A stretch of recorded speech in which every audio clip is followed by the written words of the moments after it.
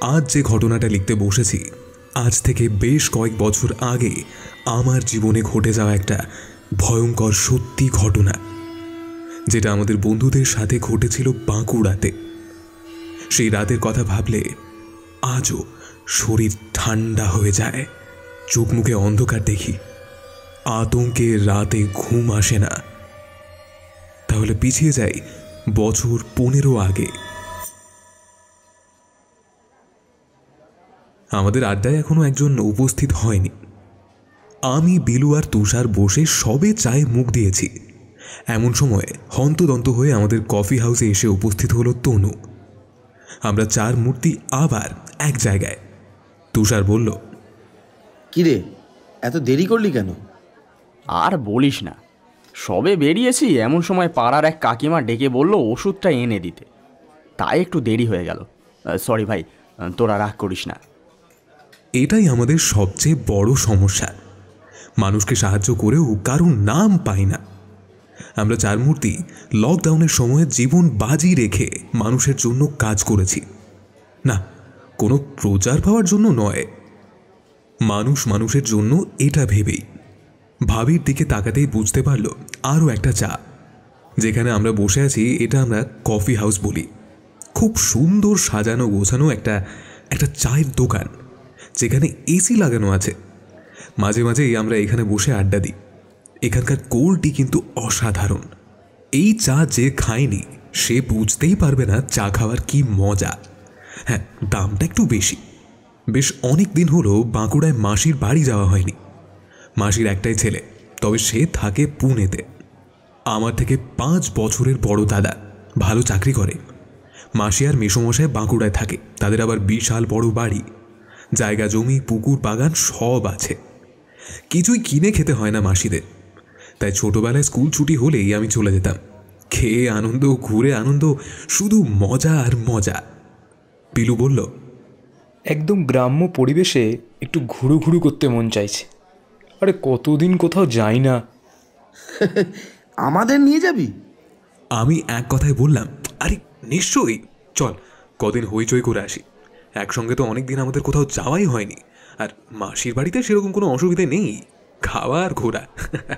আমি তো গিয়ে এটাই করি। আমাদের পরিচয় এখনো দেওয়া হয়নি। তুষার বাবার হোটেলে খায় আর চাকরির পরীক্ষা দেয়। বিলু ওর বাবার দোকান দেখাশোনা করে। তনু একটি ইন্স্যুরেন্স কোম্পানির এজেন্ট। আর আমি পত্রপত্রিকায় লেখালেখি করে স্বপ্ন দেখি একদিন রবীন্দ্রনাথ ঠাকুর হব। তবে ঠিক করে ফেললাম আগামী সপ্তাহে আমরা বাঁকুড়া যাচ্ছি। তার মধ্যে যা কাজ আছে সব গুটিয়ে নিতে হবে, বাড়িতেও সবাইকে বলতে হবে। গল্প করতে করতে রাত 9টা বাজিয়ে ফেললাম। আগামী সপ্তাহের আগে আর হয়তো আমাদের এক জায়গায় বসা হবে না। আমাদের এই দল কতদিন রাখতে পারবো তা ঠিক জানি না। কাজকর্ম পেয়ে গেলে সবাই আর তখন সময় দিতে পারবে না। এক একজন তখন এক এক দিকে। যতদিনই বন্ধুত্ব রাখা যায় ততই ভালো। উঠে পড়লাম। আমি সবাইকে মনে করিয়ে দেব বলে চলে এলাম। বাড়িতে ঢুকতে ঢুকতে রাত 10টা হয়ে গেল। রাতে খাওয়ার সময় মাকে বললাম, মা, আমরা বন্ধুরা মিলে মাসির বাড়ি বেড়াতে যাচ্ছি, বুঝলে? মা খুশি হয়ে বলল, অনেকদিন তো যাসনি, এবার ঘুরে আয়। ওদের বাড়িতে তো থাকা খাওয়ার কোনো অসুবিধেই নেই। আমাকে বারবার যেতে বলে, জানিস। আমার আর কোথাও যাওয়ার উপায় নেই। কেন, তুমিও চলো আমাদের সাথে।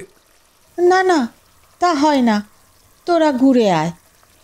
আমি গেলে তো তোর বাবার খাওয়া হবে না। তুই এমন কোনো কাজ করিস না যে তোকে বিয়ে দেব। বৌমাকে দায়িত্ব দিয়ে আমি একটু ঘুরে ফিরে বেড়াবো, তারও উপায় নেই আমার। সবই আমার কপাল। আমি আর কথা না বাড়িয়ে ঘরে চলে গেলাম। বুঝলাম এখানে বেশি থাকলেই সমস্যা।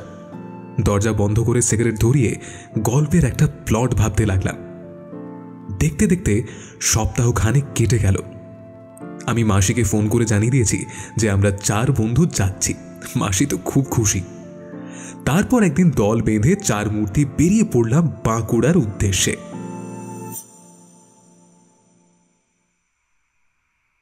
মাসির বাড়ি বাঁকুড়ার শালতোড়া। যখন গিয়ে পৌঁছলাম তখন প্রায় সন্ধে হয়ে গিয়েছে। বীরুর এই গ্রাম দেখেই ভীষণ ভালো লাগলো।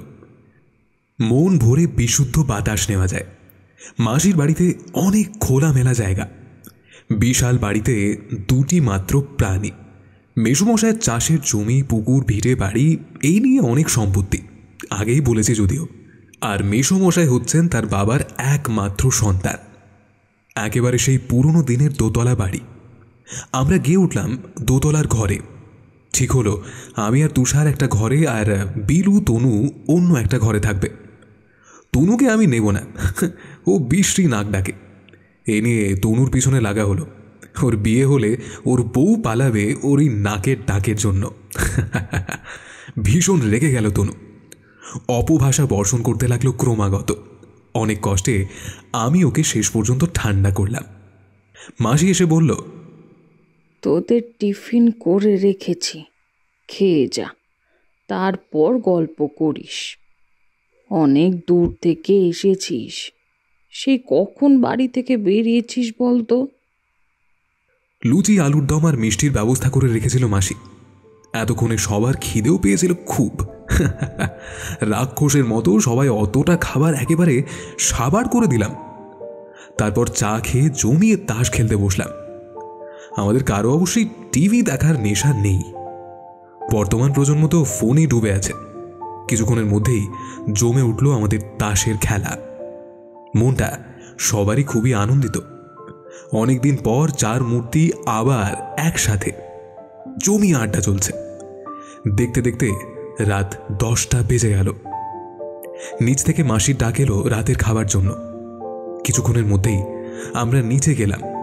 গরম গরম ভাত, মুসুরির ডাল, আলু ভর্তা আর মাছের ঝোল, একেবারে মাসিদের পুকুরের মাছ। রাতের খাওয়া শেষ করে আমরা চলে এলাম আবার ওপরের ঘরে।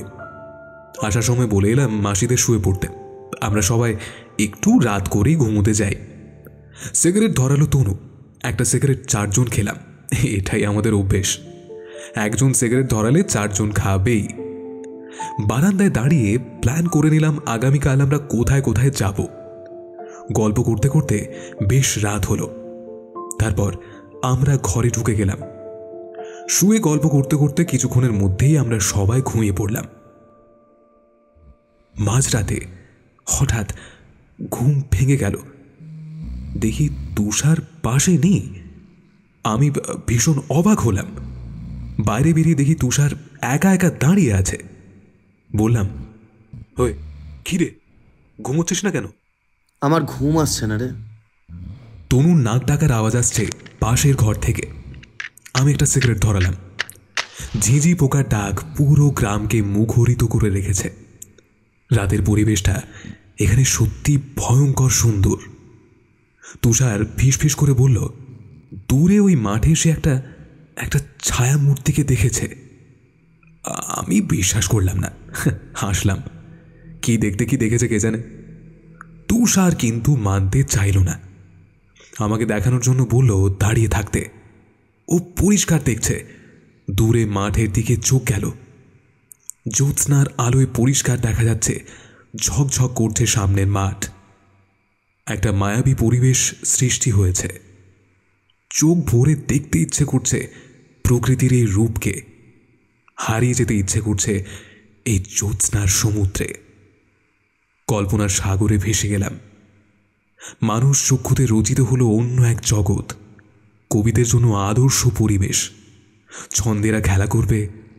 সমস্যা হলো আমি তো কবিতা লিখি না, শুধু গল্পও লিখি।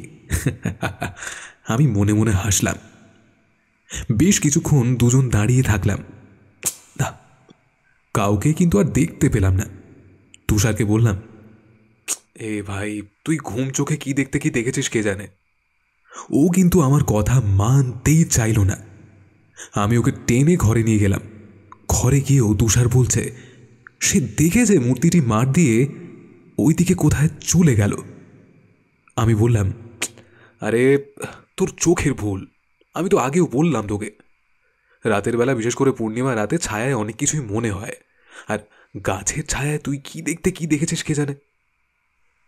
আমি ঘুমিয়ে পড়তে বললাম ওকে। তারপর আমিও কখন ঘুমিয়ে পড়েছি সেটা আর জানি না। সকালে মাসির ডাকে ঘুম থেকে উঠলাম। ঘড়ির দিকে তাকিয়ে দেখলাম 7টা বেজে গিয়েছে। বিলুকে ডাকলাম।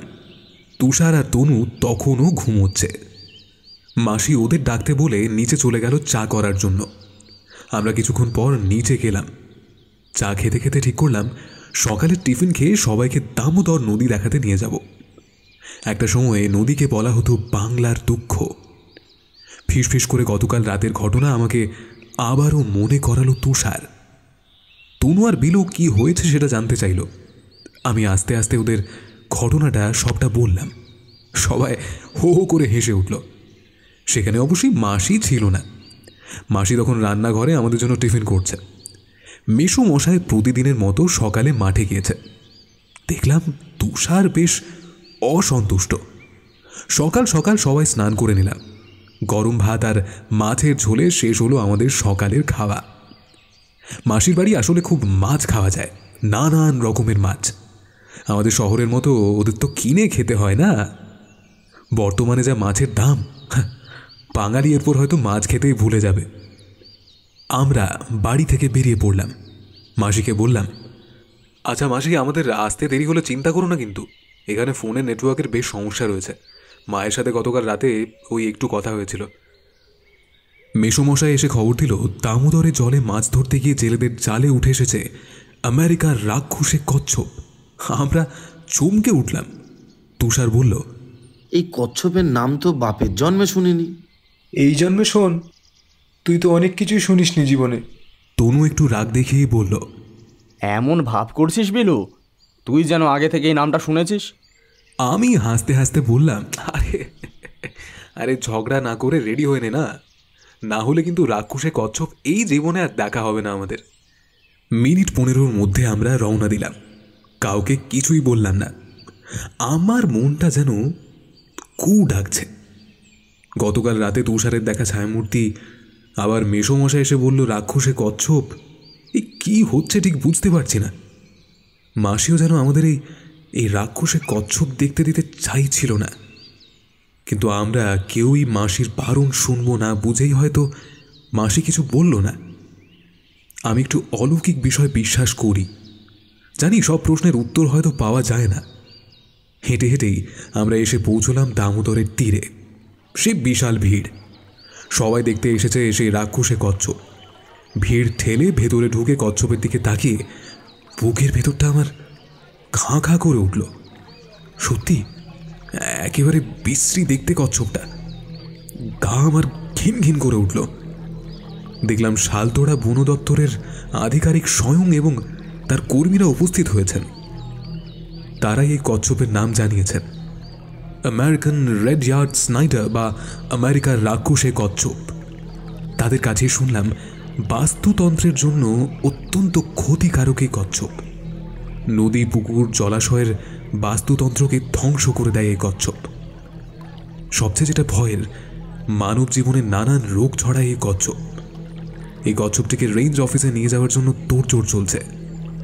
আমার কানের কাছে এসে ফিসফিসে তুষার বলল, কি ব্যাপার বলতো? আমাদের জন্য কি কোনো অশনি সংকেত দিচ্ছে এই গ্রাম? তুষারের কথায় আমি কোনো উত্তর দিলাম না। চুপচাপ কচ্ছপটিকে দেখতে লাগলাম। দেখতে কালো, কিন্তু পিঠের ওপর গোল গোল চাকতি দাগ, একেবারে বিশ্রী দেখতে। সাধারণ কচ্ছপ এমন দেখতে হয় না। তনু হাসতে হাসতে বলল, এ ভাই চল, এটাকে আমরা বাড়িতে নিয়ে যাই। কি করবি? খাবি? ওটাই বাকি আছে। কি শুনলি এতক্ষণ? ও মানুষের শরীরে রোগ ছড়ায়। তোদের সব কিছুতেই আড্ডা, ভালো লাগে না। এসেছি তো আড্ডা মারতে, চুপচাপ থাকতে তো আসিনি। তাহলে কি মুখ গোমড়া করে বসে থাকবো নাকি? এই তুষার, এই তোকে অত সিরিয়াস হতে হবে না। আমি বললাম, এই আবারও তোরা শুরু করলি? চল ওই গাছটার তলায় গিয়ে বসি, একটু হাওয়া খাই। আমরা একটু দূরে একটা গাছের তলায় গিয়ে বসলাম। আমার মাথা থেকে কিন্তু কিছুতেই যাচ্ছে না সেই গতকাল রাতে তুষারের দেখা নারী মূর্তির কথা। কিন্তু আমি কাউকে কিছু বুঝতে দিলাম না। একটা সিগারেট ধরালো তনু। বিলু বলল, আরে তাসটা সাথে করে আনলে না, এখানে খেলা যেত। এবার তুষার হাসতে হাসতে বলল, গতকাল হেরে গিয়েও স্বাদ মেটেনি। আমরা বন্ধুরা যখনই তাস খেলি পয়সা দিয়ে খেলি, মানে বাংলায় যাকে বলে জুয়া। গতকাল আমিও হেরেছি 100 টাকা। তুষার গতকাল জিতেছে, ওর সময়টা বেশ ভালো যাচ্ছে। বিলু বলল, এই তোর সেই বৌদির খবর কি? তুষার অবাক হয়ে বলল, কোন বৌদি? আমি হাসতে হাসতে বললাম, সেই বৌদি। শুরু হলো আমাদের বন্ধুদের মধ্যে লড়াই। শেষ পর্যন্ত আবারও আমাকে ওদের ঠান্ডা করতে হলো। তারপর নানান বিষয়ে আড্ডা মারতে মারতে দুপুর হয়ে গেল। এবার খিদেও পেয়েছে সবার। অনেকক্ষণ আগেই সেই রাক্ষসে কচ্ছপকে নিয়ে চলে গিয়েছে বন দপ্তরের কর্মীরা। আমাদের বন্ধুদের মধ্যে সব সময়ই কারো না কারো পিছনে লাগা হয়। সত্যি ঘটনা যতটা না থাকে, মিথ্যে তার থেকে বেশি থাকে। লড়াই হলেও মজার ব্যাপার হলো কেউ কাউকে ছেড়ে যায় না। আমাদের বন্ধুত্বের অটুট বন্ধন। বেশ বেলা হয়েছে। আমরা চার মূর্তি উঠে রওনা দিলাম মাসির বাড়ির উদ্দেশ্যে। বাড়ি ঢুকে দেখলাম মাসি আমাদের জন্য রান্না করে বসে আছে। আমাদের দেখেই বলল, কিরে, তোরা এত দেরি করলি কেন? আমি সেই রান্না করে কতক্ষণ ধরে বসে আছি। বিলু বলল, আরে আর বলো না মাসি, এরা তো নদীর ধার থেকে উঠতেই চাইছিল না। গাছের তলায় মন ভালো করে দেওয়া হাওয়া বইছে, কি অপূর্ব প্রাকৃতিক পরিবেশ। মাসি হাসতে হাসতে বলল, শুধু হাওয়া খেলে পেট ভরবে তো? খেতে দাও মাসি, খিদে পেয়েছে বলেই তো চলে এলাম। বাইরে থেকে এসেছিস, আগে হাত পা মুখ ধুয়ে আয়, তারপর খেতে দেব। আমরা জামা কাপড় চেঞ্জ করে হাত মুখ ধুয়ে লাইন দিয়ে খেতে বসলাম। মেসো মশাই খেয়ে শুয়ে আছে প্রতিদিনের মতোই। সে একেবারে রুটিন মেনে কাজ করে। সকালে উঠে চা খেয়ে মাঠে যায়, বেলায় মাসি খাবার দিয়ে আসে মাঠে। দুপুরে বাড়ি এসে স্নান করে ভাত খেয়ে শুয়ে পড়ে। বিকেলে উঠে চা খেয়ে গ্রামের চণ্ডী মণ্ডপে গিয়ে বসে, কারণ গ্রামের বয়স্করা সেখানে একত্রিত হয়। সন্ধ্যায় বাড়ি ফিরে টিভি সিরিয়াল দেখে। রাত 9টার মধ্যে আবার ভাত খেয়ে শুয়ে পড়ে। আমি যতদিন মাসির বাড়ি আসছি এইটাই দেখে আসছি। যখন দাদা থাকতো, মানে মাসির ছেলে রাজদা, তখন সারা দিন রাজদার সাথেই খেলা করতাম। তবে বিষয় হচ্ছে এতক্ষণের খিদে বহু গুণ আরও বেড়ে গেল মাংসের গন্ধে। মুড়ো ঘন্ট, বেগুন ভাজা, মাছের ঝাল, খাসির মাংস, চাটনি সব আমরা চেটে পুটে খেলাম। তবে মাংস কখন নিয়ে আসলো সেটা জানতে চাইলাম মাসির কাছে। মাঠ থেকে ফিরলে তোর মেশোকে একটু বাজারে পাঠিয়েছিলাম। তনু খেতে খেতে বলল, সত্যি মাসি, তোমার হাতের রান্নায় জাদু আছে। তোদের মায়েদের মতো কি আর রান্না করতে পারি? আমরা গ্রামের মানুষ, আর তোর মায়েরা শহরের মানুষ। কত রকমের ওরা রান্না জানে। মাসি, ওই শহরের লোকেদের রান্নার কথা তুমি বাদ দাও। ওরা যা পায় তাই দিয়ে রান্না করে বলে দারুণ হয়েছে। তুমি খেতে গিয়ে আর মুখে দিতে পারবে না। টিভিতে রান্নার অনুষ্ঠানে দেখো না কী সব দেখায়, এমন ভাব দেখায় পৃথিবীর সেরা রান্না। আরে সত্যি বলছি মাসি, তোমার হাতে না জাদু আছে। এই, আমাকে 8-2 পিস মাংস দেবে? এটাই আগে বললেই তো হতো। অত প্রশংসা না করলেও মাসি তোকে মাংস দেবে। সবাই জানে তুই একটু বেশি খেতে পারিস। শুধু তোকে কেন, সবাইকে মাংস দেব। তোদের মেশো খাসির মাংস খায় না, আমাকেও তো ডাক্তার বারণ করেছে খেতে। এতটা মাংস খাবে কে? মাসি সবাইকে আবার মাংস দিল। যে যতটা পারে পেট ভরে খেলো। আমি জানি রাতে আবার নতুন রান্না হবে। এই খাবার রাতে আর দেওয়া হবে না। ছোট থেকেই এটাই মাসির বাড়ির নিয়ম বলে দেখে আসছি। একেবারে চেটে পুটে তৃপ্তি করে খাসির মাংস খেয়ে উঠলাম সবাই। সত্যি খুব সুস্বাদু হয়েছিল। দোতলায় রেস্ট নিতে গেলাম চার মূর্তি। বাঙালি দুপুরে মাংস ভাত খেয়ে বিছানায় পিঠ দেবে না, এটা হতেই পারে না। আমরাও চার মূর্তি শুয়ে পড়লাম। সবেই একটু তন্দ্রা এসেছে। তুষারের হাঁক ডাক, কিরে সবাই তো ঘুমিয়ে কাদা হয়ে গেলি, চল ঘুরে আসি। তোরা কি এখানে শুধু ঘুমোতেই এসেছিস? আমি উঠে বসলাম। তনুকে বিলু মগে করে জল এনে গায়ে ঢেলে দিল। চিৎকার করে উঠল তনু। আমরা হো হো করে সবাই হেসে উঠলাম। আবারও কাঁচা কাঁচা কিছু অশ্লীল শব্দ বর্ষণ হলো, যা শুনলে যে কেউ কানে আঙুল দেবে। মাথা গরম হয়ে গেলে তনুকে ঠান্ডা করা সত্যি খুব মুশকিল ব্যাপার। আমি অনেক চেষ্টায় ঠান্ডা করলাম। তারপর সবাই বাড়ি থেকে বেরিয়ে পড়লাম। কিছুক্ষণ হাঁটাহাঁটি করার পর একটা জায়গায় এলাম। আমি কখনো এদিকে আগে আসিনি। জায়গাটা বেশ নির্জন, বড় বড় গাছ দিয়ে ঘেরা একটা এলাকা। ছোটোখাটো একটা জঙ্গলের পরিবেশ তৈরি হয়েছে। জঙ্গলটার ভেতরে আমরা আস্তে আস্তে প্রবেশ করলাম। আলো বেশ কম, অদ্ভুত একটা গা ছমছমে পরিবেশ। চারিদিকে কেমন একটা নিস্তব্ধতা বিরাজ করছে। তনু বলল, এই জায়গার কথা আগে কই বলিসনি তো? সত্যি মানে আমিও জানতাম না এমন একটা জঙ্গল আছে মাসিদের এখানে। দাদা তো কোনোদিন আমাকে এখানে নিয়ে আসেনি। আমরা মহা আনন্দে 4 মূর্তি ঢুকে গেলাম বাগানের ভেতরে। বেশ রোমাঞ্চকর পরিবেশ, সবাই খুব আনন্দ পেলাম। আমাদের ঘুরতে আসা সার্থক। বেশ খানিকটা গিয়ে দেখলাম একটা বহু প্রাচীন মন্দির বা মসজিদ আছে, লতা পাতা গাছে জড়িয়ে আছে। আস্তে আস্তে আমরা এগিয়ে গিয়ে সেই প্রাচীন ভগ্নস্তূপের কাছে দাঁড়িয়ে পড়লাম। বিলু হাসতে হাসতে বলল, আমরা 4 মূর্তি এইটা আবিষ্কার করলাম। আমরা সবাই হো হো করে হেসে উঠলাম। সেই বাগানে আমাদের হাসির শব্দ যেন প্রতিধ্বনিত হতে লাগলো। 4 মূর্তি যেন সত্যি কিছু একটা আবিষ্কার করেছে। সেই আনন্দে আমরা আত্মহারা হয়ে গেলাম। তুষার বলল, এর নামকরণ করলাম লাল মসজিদ। আরে এটা মসজিদ তোকে কে বললো? আরে এটা একটা হিন্দু মন্দির। আমার মনে হচ্ছে এটা কোনো কাছারি বাড়ি হতে পারে। মন্দির বা মসজিদ হলে এখানে মানুষ আসতো, এরকম পরিবেশ থাকতো না, বা জঙ্গলও তৈরি হতো না। শেষ পর্যন্ত সবাই মেনে নিলাম ওটা একটা বহু পুরনো বাড়ি। কাছে গিয়ে আমরা সেটাই দেখলাম। আস্তে আস্তে আমরা ভেতরে প্রবেশ করলাম। 2-4টে গাছের ডাল সবাই হাতে নিয়ে লতা পাতায় ঘা দিতে দিতে এগিয়ে গেলাম। সত্যি বাইরে থেকে বোঝাই যাচ্ছিল না, বড় বড় ঘর, দরজা, জানালা সবই আছে। সিঁড়ি দিয়ে ছাদে উঠে গেল তুষার। আমরা নিচের বিভিন্ন ঘর ঘুরে ঘুরে দেখছি। সত্যি যা মনে হচ্ছে খুব পয়সাওয়ালা মানুষের এটা ছিল, এবং বেশ অনেক বছর আগেকার, এটাও পরিষ্কার বোঝা যাচ্ছে। বাদুর চামচিকির বসবাসের জায়গায় আমরা হঠাৎ ঢুকে পড়েছি। ওরা একটু বিরক্ত হলো। আমাদের দেখে কয়েকটা চামচিকা উড়ে পালিয়ে গেল। বেশ ভয় পেয়ে গিয়েছিলাম আমি। তনু তো ভয় পেয়ে বিকট চিৎকার করে উঠল। কোনো সাপ বা বিষাক্ত পোকামাকড় আমাদের চোখে পড়ল না, কিন্তু আছে তো বটেই, না থাকাটাই অস্বাভাবিক। ঘরের ভেতরে আরও যতটা ভয়ঙ্কর অবস্থায় আমরা আশা করেছিলাম তা কিন্তু একদমই নয়। আমরা ভালোভাবেই হাঁটাচলা করতে পারছি। ওপর থেকে চিৎকার করল তুষার।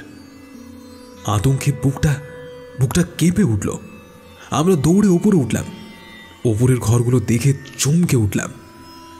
মনে হচ্ছে কেউ বা কারা এখানে এখনো বসবাস করে। বেশ পরিষ্কার পরিচ্ছন্ন, তাই তুষার দেখানোর জন্য ডেকেছে। আমরা সবাই ওকে বকাবকি করলাম। তুষার বলল, 1 রাত থাকবি এখানে? আমি আঁতকে উঠলাম। কি বলছিস তুই? হ্যাঁ, তোকে কি ভূতে পেয়েছে নাকি? তনু বলল, তা কিন্তু মন্দ হয় না, দারুণ অ্যাডভেঞ্চার হবে। অসাধারণ কিন্তু ভয়ঙ্কর জায়গা। আমি বললাম, দেখ ভাই, আমার মনে হচ্ছে নিশ্চয়ই এখানে কোনো চোর ডাকাতের রাস্তা না।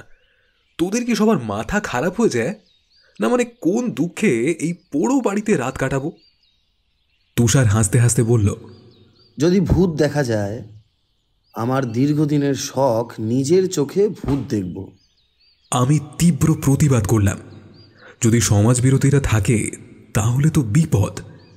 কিন্তু ভোটে আমি হেরে গেলাম। 3-1 ভোটে হারলাম, একেবারে গোহারা। যখনই আমাদের কোনো মতের অমিল হয় তখন আমরা ভোট করি, আর তাই হলে টস করে সিদ্ধান্ত নিই। এটাই দীর্ঘদিন ধরে করে আসছি আমরা। আমার কথার কেউই কোনো গুরুত্ব দিল না। বাধা দেওয়ার জন্য আমি বললাম, মানে দেখ, মাসি তো শুনলে কিছুতেই আসতে দেবে না, তাই না? তখন কি করবি? তুষার বলল, বাড়ি যাওয়ার নাম করে আমরা দুপুরে খাওয়া দাওয়া সেরে মাসির বাড়ি থেকে চলে আসব। আমরা বাড়ি ফিরছি মাসিকে এটাই বলবো, কিন্তু আমরা বাড়ি না ফিরে এই বাড়িতে আসব। রাতে থেকে পরের দিন সকালে বাড়ির উদ্দেশ্যে রওনা দেব। সবাই তুষারের বুদ্ধি শুনে বাহবা দিল, শুধু আমি ছাড়া। আমার বুকের ভেতরে কেন জানি না একটা একটা অজানা আতঙ্ক গ্রাস করল। অস্বস্তি বোধ হতে লাগলো আমার। গতকাল রাতে তুষারের দেখা ওই দৃশ্য, রাক্ষসে কচ্ছপ, আবার এদের এই প্ল্যান আমাকে সত্যি প্রচণ্ড ভীত করল। কিন্তু কাউকে কিছুই বুঝতে দিলাম না, পাছে ওরা আমাকে নিয়ে হাসি ঠাট্টা করে এই ভয়ে।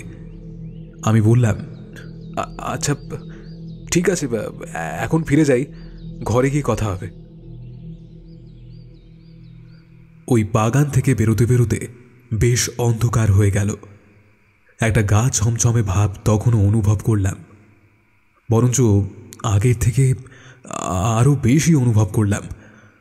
দ্রুতই ওদের বের করে আনলাম ওই বাগান থেকে। মাসির বাড়ি যখন ঢুকলাম, সন্ধে অনেকক্ষণ হয়ে গিয়েছে। মাসি বকাবকি করতে লাগলো, অচেনা অজানা জায়গায় কেন আমরা এত রাত পর্যন্ত ঘোরাঘুরি করছি। আমরা বিশেষ কিছু কথা না বলে সবাই ওপরে চলে গেলাম। কিছুক্ষণ পরে মাসি চা আর গরম গরম আলুর চপ আর পেঁয়াজি দিয়ে গেল, সাথে তেল, কাঁচা লঙ্কা আর পেঁয়াজ দিয়ে মাখা মুড়ি। একেবারে রাক্ষসের মতো চার মূর্তি খেতে লাগলাম। সেই দুপুরে সবাই খেয়েছি। এতক্ষণ এত হাঁটাহাঁটি করে সবার প্রচণ্ড খিদে পেয়েছে। সন্ধ্যায় এমন টিফিন বাঙালির ট্রেডমার্ক। বর্তমানে বাঙালি যতই চাউমিন, এগরোল, মোমো খেতে শিখুক না কেন, এই খাবারের ভাগ হবে না। মস্তি করে খাওয়া দাওয়া করে তাস নিয়ে বসলাম। ঠিক হলো, আগামীকাল কি হবে সেটা রাতে খাওয়ার পর ঠিক হবে। তাস খেলতে খেলতে রাত 10টা বেজে গেল।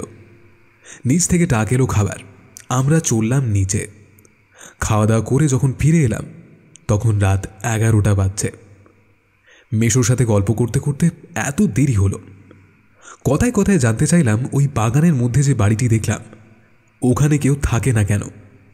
মাসি বিস্ময় প্রকাশ করে বলল, তোরা কি ওই বাগানে গিয়েছিলি? আমি বললাম, ওই একটু মানে হাঁটতে হাঁটতে গিয়েছিলাম আর কি। আর যেন একদম ওই দিকে যাবি না, ওই বাগানটা একদম ভালো না। গ্রামের কেউই সচরাচর ওই দিকে যায় না, সন্ধ্যার পর তো কেউই যায় না। মেসোমশাই বলল, ওই গল্পগুলো কাল শুনবি, এখন অনেক রাত হয়েছে, আমাকে সকালে উঠে মাঠে যেতে হবে। আমরা সম্মতি জানিয়ে দোতলায় চলে গেলাম। রাতে ঠিক হলো আগামীকাল মেসোমশাইয়ের কাছে ওই বাড়িটির ইতিহাস শুনব। তারপর পরশু আমরা ঠিক করব ওই বাড়িতে রাত কাটাবো কি না। যদি দেখা যায় কোনো সাধারণ কোনো ঘটনা, তাহলে রাত কাটানোর কোনো প্রয়োজন নেই। কিন্তু যদি কোনো রহস্য থাকে তাহলে আমরা চার মূর্তি রাত কাটাবো। এতে আমরা সবাই রাজি হলাম। এবারে ভোটের ফল হলো 4-0। একটা জিনিস কিন্তু আমি কাউকে বললাম না। রাতে আমি ওই মাঠের দিকে তাকিয়ে দেখব কিছু দেখা যায় কিনা, যেটা গতকাল তুষার দেখেছে। গতকালের মতো আজ রাতেও আমার সাথে তুষার থাকবে, তনু আর বিলু থাকবে একসাথে। সিগারেটের শুকটান দিয়ে সবাই শুয়ে পড়লাম। গল্প করতে করতে কখন যেন নিদ্রা দেবী চলে এলো। চোখের পাতা বন্ধ হয়ে গেল আমার। ঘুমের দেশে চলে গেলাম। হঠাৎ ঘুম ভেঙে গেল একটা বিশ্রী স্বপ্ন দেখে। দেখলাম আজও পাশে তুষার নেই। ভয়টা আরো চেপে বসলো আমার মনে। আমি বাইরে এলাম, কিন্তু সেখানেও তুষার নেই। ভাবলাম বাথরুমে গিয়েছে। সেখানে গিয়েও তুষারকে দেখলাম না, নেই। চারিদিক নিস্তব্ধ। শুধু ঝিঝি পোকার ডাক শুনে মনে হচ্ছে পৃথিবী যেন ওরাই পাহারা দিচ্ছে। পাশের ঘর থেকে আজও নাক ডাকার আওয়াজ আসছে। আমি আমি কিছুক্ষণ চুপচাপ দাঁড়িয়ে থাকলাম, তারপর নিচে নেমে এলাম। আমার বুকটা ভয়ে কাঁপছে। বিলু আর তনুকে ডাকলাম না, একা এগিয়ে চললাম। আমার মন বলছে তুষার ওই মাঠের দিকে গিয়েছে। ভাবছি গতকালের দেখা ছায়ামূর্তিকে নিশ্চয়ই আজ আবার দেখেছে তুষার। হাঁটতে হাঁটতে মাঠের কাছে চলে এলাম। না, এখানেও তুষার নেই। এবার আরো ভয় চেপে বসল আমার মনে। আমাকে এবার সবাইকে ডাকতেই হবে। যখনই বাড়ির দিকে যাব, হঠাৎই একটু দূরে চোখে পড়ল কেউ একটা শুয়ে আছে। এগিয়ে গিয়ে ভালো করে দেখি তুষার। গায়ে হাত দিয়ে ডাকলাম, এই কি রে, তুই এখানে কেন? হ্যাঁ, এই এত রাতে তুই এখানে কি করতে এসছিস? বাড়ি চল, সব বলবো। কেমন একটা বিশ্রী গলায় যেন তুষার কথাটা বলল। আমি আর তুষার ঘরে চলে এলাম। কেমন যেন একটু অন্যরকম লাগছে তুষারকে। আমি জানতে চাইলাম, কিরে বল। এবার তুষার বলা শুরু করলো। তুমি ঘুমিয়ে যাওয়ার পর আমি উঠে বাইরে চলে আসি। কেন জানি না আজও ঘুম আসছিল না। গতকালের মতো সিগারেট ধরিয়ে তাকিয়ে আছি মাঠের দিকে। হঠাৎই চোখে পড়ল মাঠে সেই নারী মূর্তিটি দাঁড়িয়ে। প্রথমে চোখকে বিশ্বাস করতে পারিনি, আবার দেখলাম, বারবার দেখলাম, পরিষ্কার এক নারী মূর্তি দাঁড়িয়ে আছে, গতকালের মতো অস্পষ্ট নয়, আমার দিকে তাকিয়েই যেন দাঁড়িয়ে আছে। আমি কেমন যেন হয়ে গেলাম। আস্তে আস্তে নিচে নেমে গেলাম, বাড়ির বাইরে বেরিয়ে হাঁটতে শুরু করলাম সেই মাঠের দিকে। চাঁদের আলোয় পরিষ্কার দেখা যাচ্ছে দূর থেকে। তখনও দেখতে পাচ্ছি আমার দিকে তাকিয়েই দাঁড়িয়ে আছে সেই নারী মূর্তিটি। আমি হন্তদন্ত হয়ে এগিয়ে চলেছি। কিসের নেশায় জানি না, পথ যেন আমার শেষ হচ্ছে না। আমি যত এগোচ্ছি ততই যেন দূরত্ব বেড়েই চলেছে। কতক্ষণ এমনভাবে হেঁটে চলেছি জানি না, যেন দিন রাত এক করে 1000 বছর ধরে পথ চলেও আমি যেন নারীটির কাছে পৌঁছতে চাই। ক্লান্ত হয়ে পড়েছি, তৃষ্ণার্ত হয়ে পড়েছি, তবুও এগিয়ে চলেছি। সে যেন আমার অপেক্ষাতেই দাঁড়িয়ে আছে, কিন্তু আমি তার কাছে যেতেই পারছি না। তারপর আমার আর কিছুই মনে নেই। চোখ খুলে দেখি তুই আমার সামনে দাঁড়িয়ে। তা তুই একা একা বেরিয়ে, এটা তুই একদম ঠিক করিসনি। যদি আমি না যেতাম তাহলে কি হতো বলতো? তোর তো কোনো ক্ষতিও হতে পারতো। ঠিক বলেছিস, খুব ভুল হয়ে গেছে। আমরা গল্প করতে করতে ঘুমিয়ে পড়লাম। আমার মনে কেমন একটা সন্দেহ হলো তুষারকে নিয়ে, তবে ওকে কিছুই বুঝতে দিলাম না। সকালে খাওয়া দাওয়া করে আবার আমরা ওই বাড়ির দিকে বেরিয়ে পড়লাম। গতকাল রাতের ঘটনা আমি আর তুষার ছাড়া এখন অবধি কেউ জানে না। আমরা কাউকে বলিনি। আজ একটা বাজারে এলাম আমরা। বেশ মানুষজন আছে, অনেক রকম জিনিসপত্র বিক্রিও হচ্ছে। সত্যি খুব সুন্দর পরিবেশ। গ্রামের বাজার, সবাই মাটিতে সারি দিয়ে বসে আছে। তনু আর বিরুর দিকে তাকিয়ে তুষার বলল, তোদের একটা ব্যাপার বলা হয়নি। গতকাল রাতে একটা ঘটনা ঘটেছে। গতকাল রাতে কি ঘটেছে সেটা ওদের জানানো হলো। কেন ওদের ডাকেনি ওরা জানতে চাইল। আমি ওদের বুঝিয়ে বললাম। তারপর আমরা বাজার থেকে গ্রামের শ্মশান দেখতে গেলাম। ঠিক হলো গতকাল রাতের ঘটনা কাউকেই বলা হবে না। এই শ্মশানে যেখানে আমরা এলাম সেখানে আমি আগেও এসেছি। বড়ই নিস্তব্ধ। পাখির ডাক ছাড়া আর কোনো আওয়াজ এখানে সচরাচর নেই। গ্রামের শ্মশান চারিদিকে ফাঁকা। কাঠের চুল্লি, একটা ইটের ঘর, কয়েকটা কুকুর ঘোরাঘুরি করছে। বেশ কিছুক্ষণ ওখানে থেকে আমরা তারপর চলে এলাম। শ্মশানটায় বেশ একটা গা ছমছমে ভাব আছে। তনু বলল, তা ওই বাড়িতে কি থাকা হবে নাকি সিদ্ধান্ত পরিবর্তন করা হবে? আজ সন্ধ্যায় মেসোমশাই ওই বাড়ির ঘটনা বলবে, তারপর আমরা সিদ্ধান্ত নেব। তুষারের কথায় আমরা সবাই সম্মতি দিলাম। তুষার আবার বলল, তোরা যেন কেউ এটা ভাবিস না আমি গতকাল রাতে ভয় পেয়েছি। আমি কিন্তু ভীতু নই। আমরা সবাই বললাম, একদম না তুষার ভীতু, এই কথা কেউ কোনোদিন বলবে না। আমরা সবাই হো হো করে হেসে উঠলাম। এবার তুষার প্রচণ্ড রেগে গেল। কেউ আমার সাথে চ্যালেঞ্জ করবি? আমি একা একা ওই বাড়িতে রাত কাটাবো, আর কারো ক্ষমতা আছে? আমরা সবাই ওর মুখের দিকে চাওয়াচাওয়ি করতে লাগলাম। কেউই কোনো কথা বললাম না। তুষার এটা বলে চলে গেল। তোরা ভেবেছিস আমি গতকাল রাতের ঘটনার পর হয়তো ভয় পেয়ে পালাবো, কিন্তু আমি ভয় পাই না সহজে।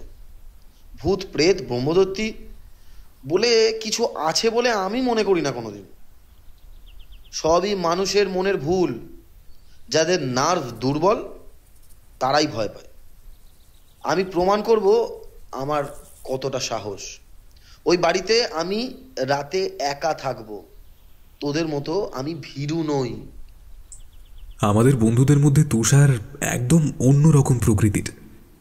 4 বন্ধুর মধ্যে ওদের অর্থনৈতিক অবস্থা সবচাইতে ভালো। মাঝে মাঝে সে অহংকার প্রকাশ পেয়ে যায়। একরোখা প্রকৃতির ছেলে। মান সম্মানটা ওর কাছে খুবই বড়, আর সব কিছু ওর কাছে ছোট। হঠাৎই যে ও এতটাই রেগে যাবে এটা আমরা ঠিক কেউ বুঝে উঠতে পারিনি। আমি শান্ত করার আপ্রাণ চেষ্টা করলাম, কিন্তু এইবার আমি ফেল করলাম। আবারও ভোট হলো। এবার বিষয় ওই বাড়িতে তুষার একা থাকবে কি না। ভোটের ফল 3-1। তুষার হেরে গেল। আমরা কেউই চাই না একা একা ওই বাড়িতে, মানে ওই পোড়ো বাড়িতে তুষার একা রাত কাটাক। বাড়ি থেকে আমরা এতটা দূরে এসেছি, আমরা চাই না কোনো বিপদ ঘটুক। তুষারের মুখ শুকিয়ে গেল। ও যে চ্যালেঞ্জ নিয়েছিল সেটা আমরা বন্ধুরা হতে দিলাম না। আজ পর্যন্ত কেউই আমাদের ভোটের ফলাফলের ওপর হস্তক্ষেপ করেনি, কিন্তু সবাইকে অবাক করে দিয়ে তুষার বলল, আমি এই ফলাফল মানি না। আমি ওই বাড়িতে রাত কাটাবই। বিস্ময়ে হতবাক হয়ে গেলাম আমরা। আজ পর্যন্ত যা কোনো দিন ঘটেনি সেটা আজ ঘটল। আমাদের 4 মূর্তির সিদ্ধান্তের উপর অনাস্থা প্রকাশ করা হলো। আমি মনে মনে ভীষণ আতঙ্কিত হলাম। কে জানে কি অপেক্ষা করছে আমাদের জন্য।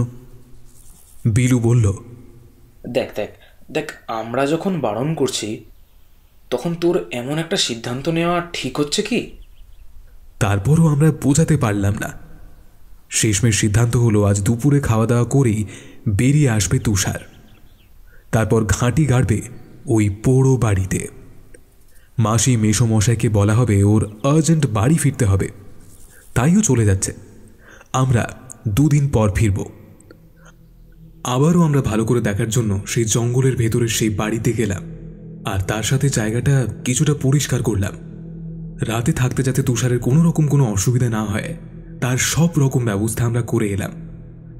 দোকান থেকে কেনা হলো কিছু মোমবাতি আর শুকনো খাবার। বাড়ি ফিরে দুপুরে খাওয়া দাওয়া করতে করতে মাসিকে বলা হলো তুষারকে বেরিয়ে যেতে হবে। ওর একটা আর্জেন্ট কাজ করতে হবে, না হলে খুব বড় ক্ষতি হয়ে যাবে। মাসি যেন প্রচণ্ড অবাক হলো। আমাদের চোখ মুখ দেখে যেন মেনে নিতে পারছে না এই কথাটা। অনেকক্ষণ পর বলল, কিছুই তো তোদের কথা বুঝতে পারছি না।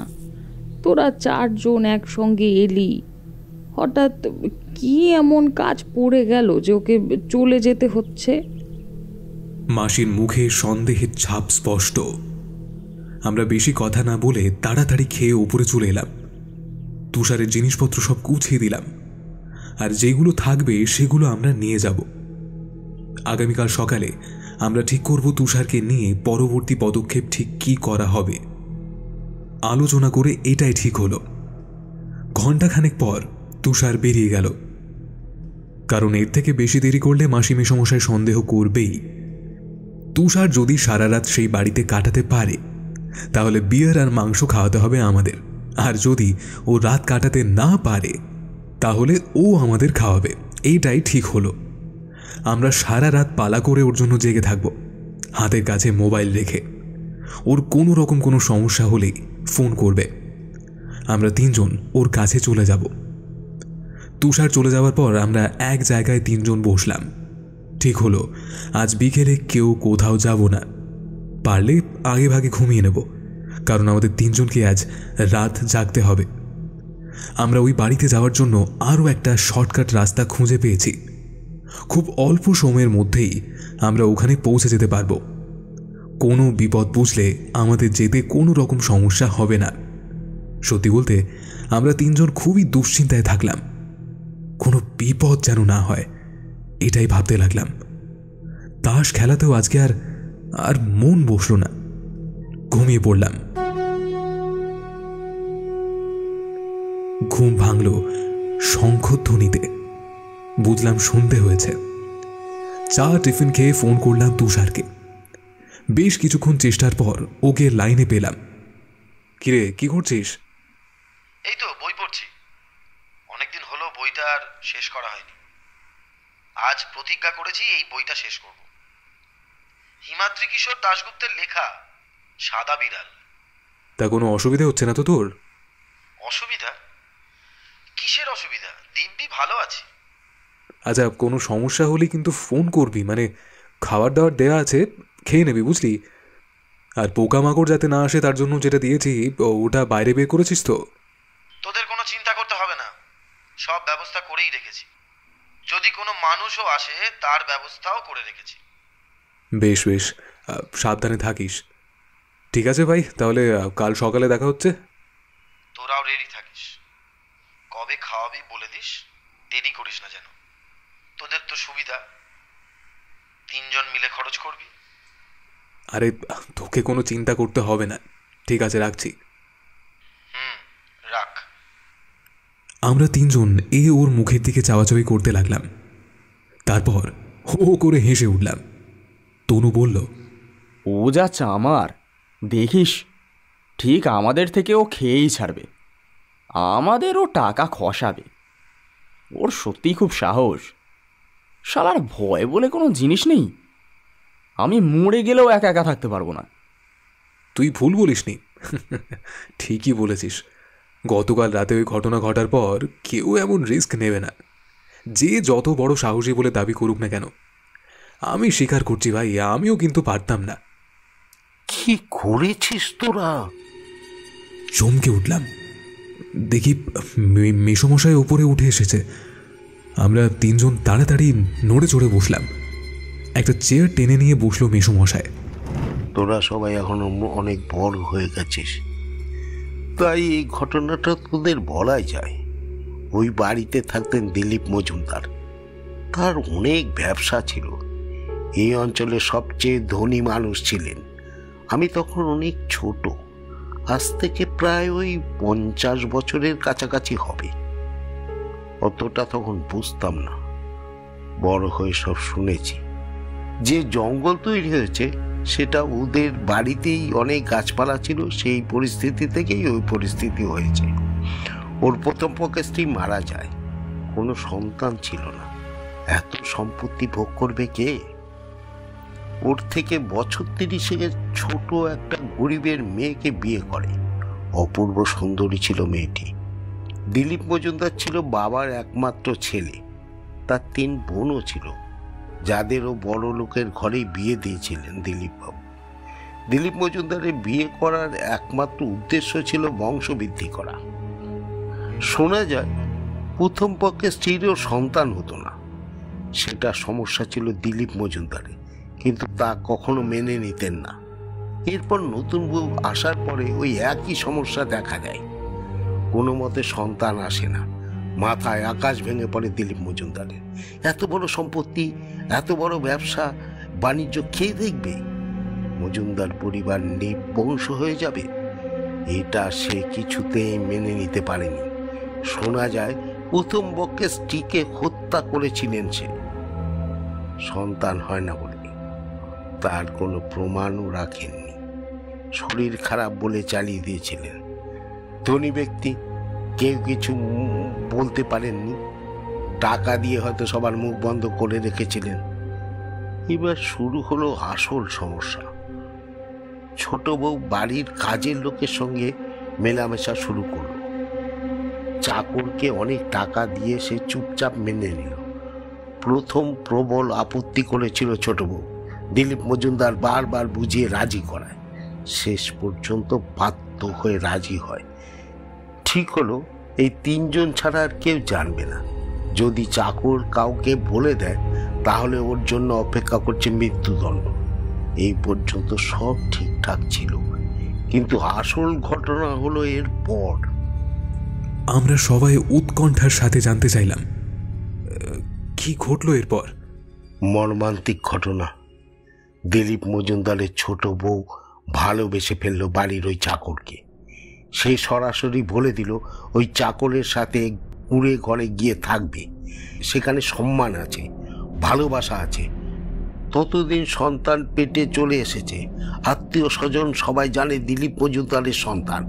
আনন্দে আত্মহারা সবাই, খুশির আমেজ সর্বত্র।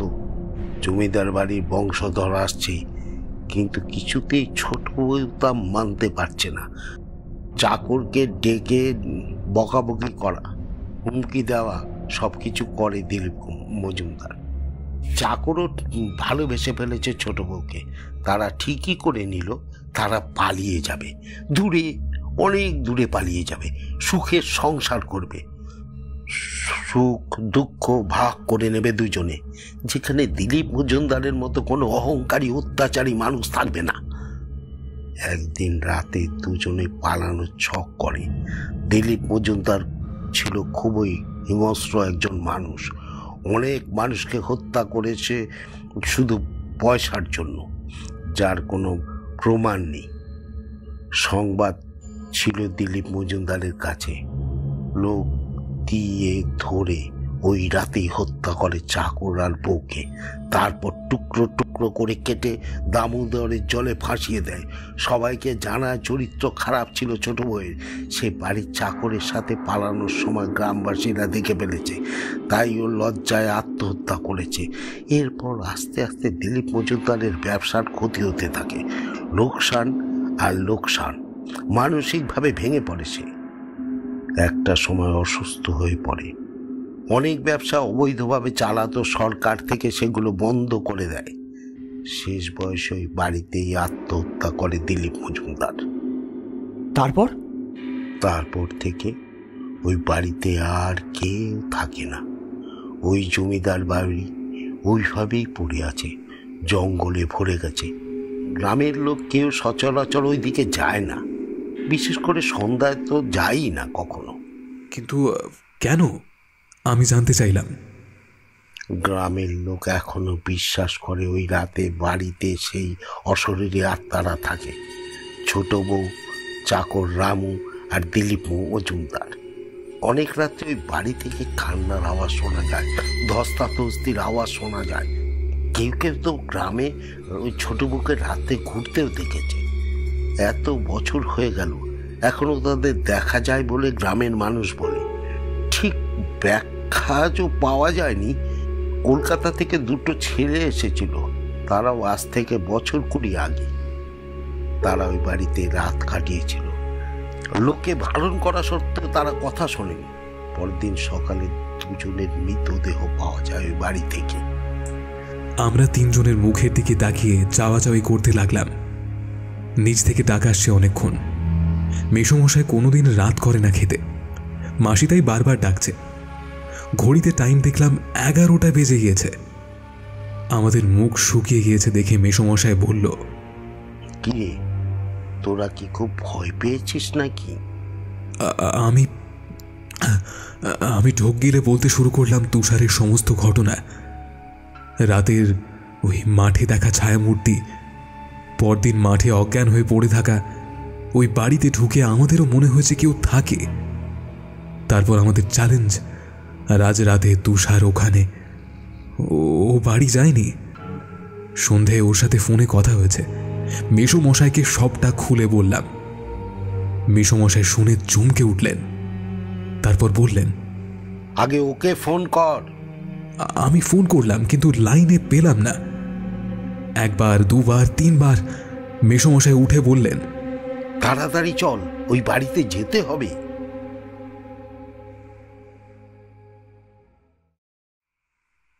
তুষার মন দিয়ে বইটা পড়ছিল। শেষ গল্পটা সবে পড়া শুরু করেছে। হঠাৎই ওর মনে হলো বাড়িতে কেউ ঢুকছে। ওর বন্ধুদের কথা তখন মনে পড়ল। ওরা বারবার বলেছিল এই বাড়িতে চোর ডাকাতের আস্তানা, এখানে থাকাটা ঠিক হবে না। কান খাড়া করে শুনতে লাগলো আওয়াজ কোথা থেকে আসছে। বুঝতে পারলো আওয়াজ আসছে নিচের তলা থেকে। পুরুষের কণ্ঠের সাথে একটা মহিলা কণ্ঠের আওয়াজ পেল। চোর ডাকাতের সাথে কি মহিলা আছে? আস্তে আস্তে উঠে নিচে নামার চেষ্টা করল। সিঁড়ি দিয়ে নামতে গিয়ে যে দৃশ্য দেখল, সমগ্র শরীর মুহূর্তে ঠান্ডা হয়ে গেল। শরীরের রক্ত যেন জমাট বেঁধে গেল। শির দ্বারা দিয়ে একটা প্রচণ্ড ঠান্ডা স্রোত বয়ে গেল। বিভৎস দেখতে 3 মূর্তি। একবার তাকালে শরীরের রক্ত সব ঠান্ডা হয়ে যাবে। কিছু একটা বিষয় নিয়ে তর্কাতর্কি চলছে। চামড়াগুলো শরীরের থেকে ঝুলে ঝুলে পড়ছে।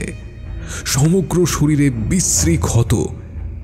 হঠাৎই সমগ্র বাড়ি যেন দুর্গন্ধময় হয়ে উঠল। পচা মাংসের গন্ধ। চোখ দুটো নিচে ঝুলছে। শরীরে কারোর কোনো পোশাক নেই। তুষারের বমি পেল। চোখে অন্ধকার দেখল। তারপর মাথা ঘুরে গেল। তুষারকে দেখতে পেয়ে বিভৎস সেই মূর্তিগুলো এবার তুষারের দিকে এগিয়ে আসতে লাগলো। বিকট চিৎকার করলো তুষার।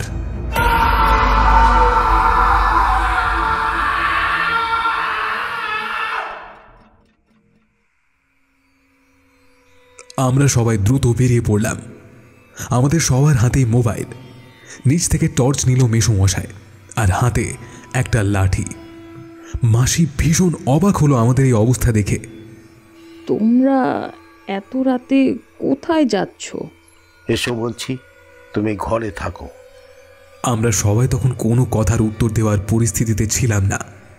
দ্রুত পায়ে এগিয়ে চললাম। ঝোপঝাড় পেরিয়ে চললাম সেই বাড়িতে। আমরা সবাই তুষারের নাম ডাকতে ডাকতে বাড়ির ভেতরে প্রবেশ করলাম। নিচের কোনো ঘরে তুষার নেই। তনু সবার আগে ওপরে গেল, আর ওর পেছনে গেল বিলু। এত রাতে আমাদের এই জঙ্গলের দিকে আসতে দেখে আমাদের পেছনে কয়েকজন গ্রামের লোকও এসছে। তারাও বাড়ির ভেতরে প্রবেশ করেছে। চিৎকার করে উঠল তনু, তুষার! তারপরে বিলু আর আমি ছুটে গেলাম। যা দৃশ্য দেখলাম, আমার শির দ্বারা দিয়ে একটা ঠান্ডা স্রোত হু হু করে বয়ে গেল।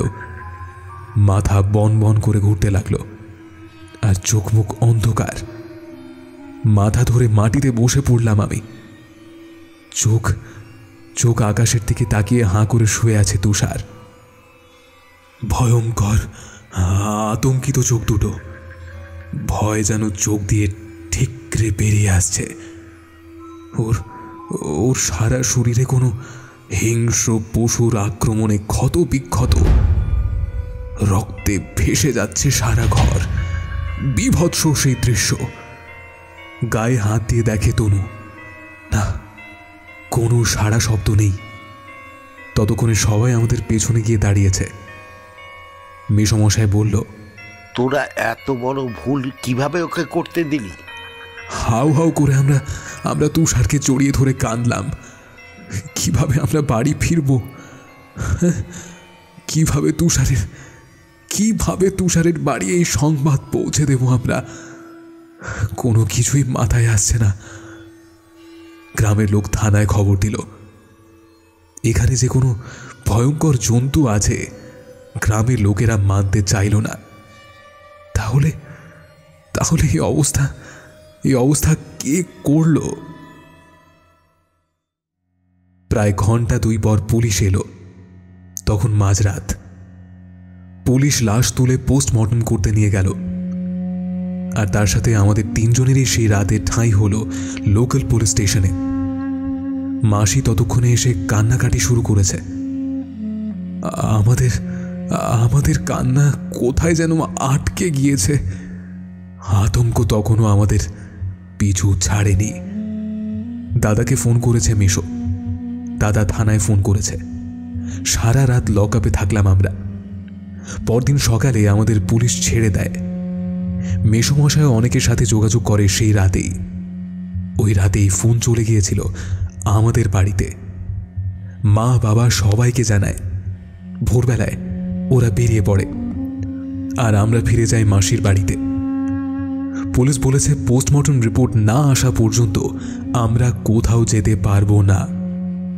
মেশো বারবার আক্ষেপ করে বলছে, তোরা যদি আর একটু আগে আমাকে বলতিস এই ঘটনাটা ঘটতো না। আমাদের চার মূর্তি ভেঙে গেল রে। কোনো উত্তর দেওয়ার ভাষা খুঁজে পেলাম না। বাড়িতে নতুন করে কান্নাকাটি শুরু হলো। আমাদের সবার পরিবারের লোকজন চলে এসেছে। তুষারের বাবা মায়ের সামনে আমরা যেতেই পারলাম না। আমরা গৃহবন্দী থাকলাম। ছেলেটার জেদ, ওই জেদের জন্যই আজ এই পরিস্থিতি তৈরি করলো। ততক্ষণে পোস্টমর্টম রিপোর্ট চলে এলো। কোনো জন্তুর আক্রমণেই মৃত্যু হয়েছে, কিন্তু ওখানে এমন কি জন্তু আছে সেটাই কেউ খুঁজে পেল না। আজ এত বছর পরও ঘটনাটা আমার কাছে ছবির মতো পরিষ্কার।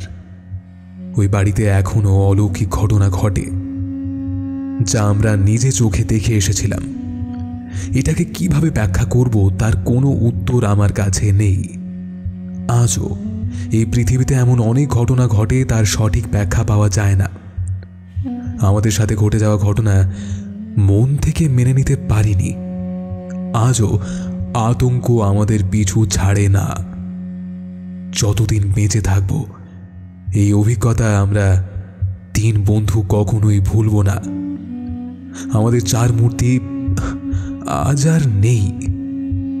জীবনের সবচেয়ে ভয়ঙ্কর অভিজ্ঞতার সাক্ষী হয়ে রইলাম। শুধু একটা কথার উত্তর আজও পেলাম না, ওই বাড়িতে তুষারকে কি কেউ ডেকে নিয়ে গিয়েছিল?